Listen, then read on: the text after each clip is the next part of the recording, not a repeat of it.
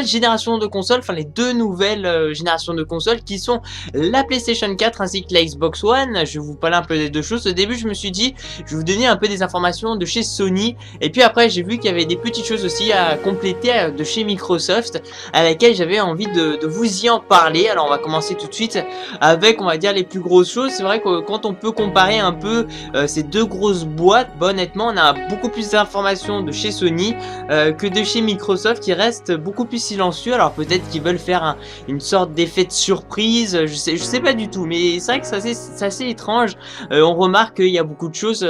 entourées de la PlayStation 4, alors que la Xbox One on retrouve un peu moins de choses au niveau des informations. Ils préfèrent rester secrets en fait, même si la PlayStation 4 c'est le cas aussi, mais à laquelle par exemple je vais vous dire après,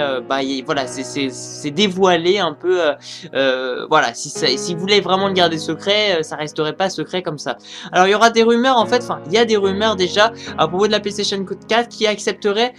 prochainement la PlayStation 1 ainsi que la PlayStation 2, enfin les jeux plutôt de ces deux consoles là, pas la PlayStation 3 tout simplement parce qu'après les gens ils vont acheter que des jeux de PlayStation 3 pour jouer à la PlayStation 4, alors que Sony c'est pas le but. Ce qu'il faut savoir aussi c'est que lorsque par exemple la construction de la PlayStation 4 a eu quand même un grand coût, et par exemple les développeurs tout ça, et puis essentiellement aussi